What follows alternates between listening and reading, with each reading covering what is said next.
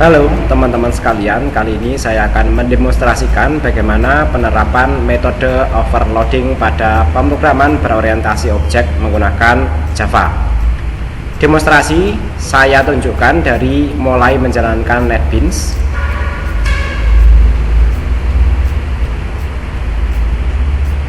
Oke, kemudian ini contoh proyek yang sudah ada, saya tutup semuanya. Kita membuat proyek baru, misalnya di sini adalah cal overloading kalkulator ya, seperti ini. Ini kita pilih Java Applications, kemudian nama proyeknya kita kasih nama misalnya overloading kalkulator, seperti ini ya. Teman-teman bisa menyimpannya di desktop ya, atau misalnya saya di sini saya simpan di desktop dan saya buatkan new folder seperti ini ya. Kemudian bisa kita klik finish. Nah, secara bawaan proyek yang kita buat sudah memiliki public static void main atau memiliki metode utama.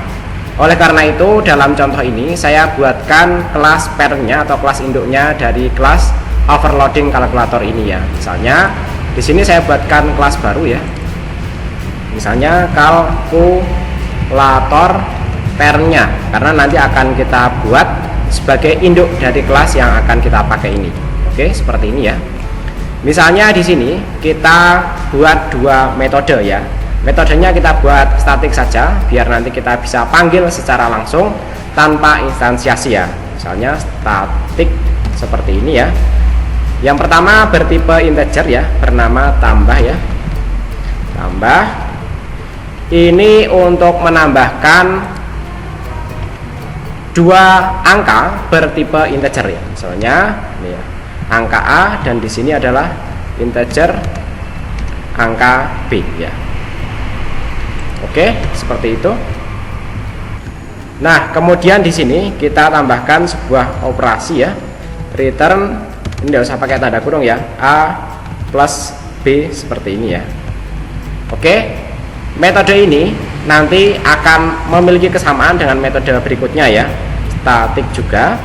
Kemudian yang sekarang tipenya adalah double, yaitu untuk mengoperasikan inputan bertipe double ya. Ingat di sini misalnya contohnya namanya adalah tambah juga, tapi nanti dia akan mengoperasikan tipe data double, A dan double B seperti ini ya. Kemudian di dalamnya kita berikan kode yang mengembalikan operasi A tambah B yang bertipe double seperti itu ya.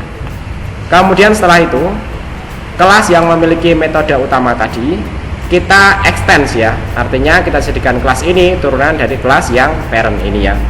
Extend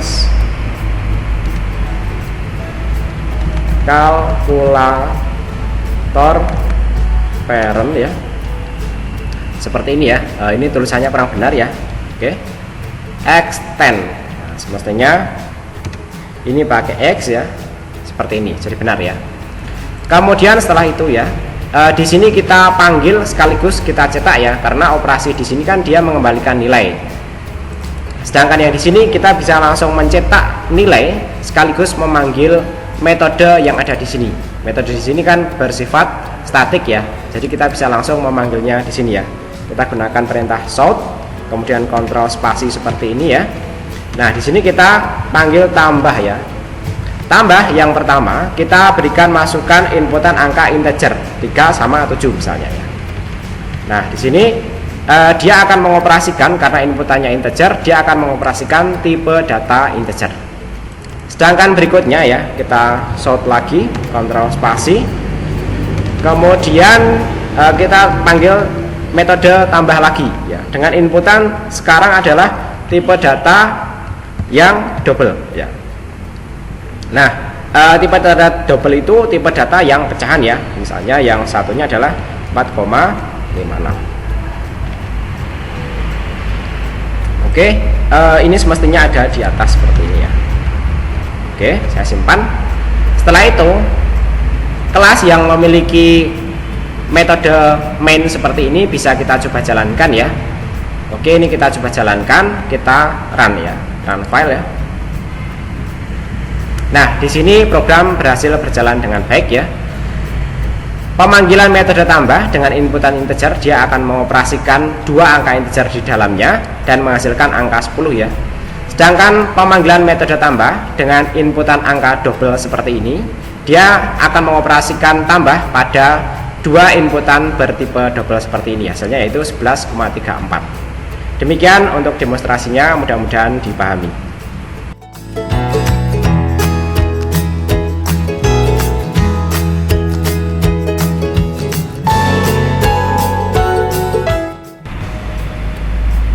Halo teman-teman sekalian, kali ini kita akan mendemonstrasikan class overriding atau sifat polymorphism runtime. Oke, demonstrasi kita mulai dari membuat proyek baru ya. Misalnya kita buat Java application seperti ini. Kemudian di sini overriding ya. Kemudian sebagai contoh kita akan membuat kelas animal seperti ini ya.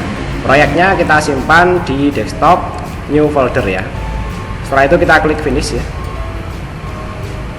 Nah, karena di sini ada metode mainnya pada kelas bawaan yang sudah dibuat ya,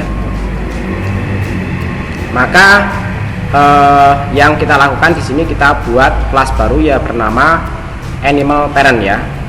Animal parent ya. Kita klik finish ya. Di sini kita buat metode ya, void. Kita buat static aja ya, biar tidak perlu instansiasi. Void. Kemudian di sini suara hewan. Nah, metode ini nanti akan mengeluarkan suara hewan ya. Hewannya misalnya ini ya. Shot akan mencetak suara hewan ya. Oke, misalnya di sini suara hewan haha gitu ya. Nah, berikutnya pada kelas lainnya ya, yang akan menggunakan parent ini ya. Oke, misalnya kelas ini kita abaikan ya. Misalnya kita buat kelas baru ya, Java class ya. Di sini misalnya anjing ya, anjing ya. Oke, kita buat kelas baru ya bernama anjing ya. Dan di sini ya teman-teman bisa copy paste dari sini ya metode mainnya ya seperti ini ya. Nah, anjing ini kita extend dari animal parent ya. Oke, extend ya animal parent seperti ini ya. Kita cek animal parent. Oke, ini A-nya besar ya. Oke, seperti ini ya. Nah, kemudian di sini ya, kita membuat metode suara hewan ya.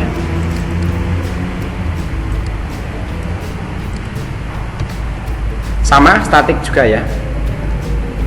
Static void suara hewan.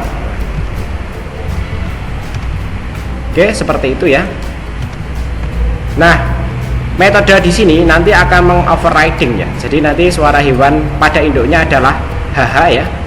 Karena ini anjing ya, maka dia akan berbunyi guguk ya. Gug, gug seperti ini.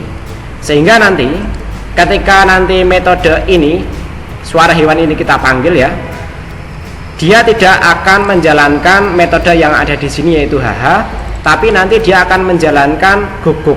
Oke, nanti kita buktikan ya. Suara hewan ya. Jadi overriding itu yang dimaksud seperti itu ya. Dia memiliki metode yang sama dengan metode induknya ya. Dan mengganti perilaku dari metode induknya. Metode induknya di sini dia mencetak teks haha, sedangkan metode anaknya dia akan mencetak teks guguk. Oke, ini kita buktikan. Dia akan mencetak teks haha atau teks guguk. Oke, ini kita coba jalankan ya. Kita run file. Nah, di sini dia mencetak guguk, tidak lagi mencetak haha ya. Kalau teman-teman ingin membuktikan ya, misalnya metode ini kita jadikan sebagai komentar seperti ini ya, artinya metode ini tidak ada, kemudian ini kita jalankan ya, maka dia tetap mencetak HH sesuai dengan yang ada di parentnya. Oke, mungkin biar lebih variatif ya, kita buat satu lagi yaitu kelas di sini misalnya kucing ya, kelas kucing ya. Kelas kucing ini kita extend lagi ya, extend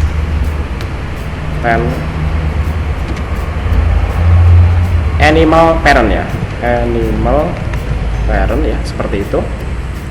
Kemudian ya, di sini kita buat metode mainnya ya. Di kucing ini kita buat metode mainnya yang nanti akan dijalankan ketika kelas ini dipanggil ya. Sama dengan kelas anjing tadi ya, kita buat metode dengan nama yang sama dengan kelas induknya ya, yaitu suara hewan ya. Oke, di sini kita jadikan bukan komentar ya. Sedangkan yang kucing ya, di sini tidak lagi guguk atau tidak lagi haha ya, tapi miau miau misalnya, seperti ini ya. Sehingga kelas ini ketika dijalankan ya, oke, ini kita panggil suara hewan di sini ya. Hewan di sini ya.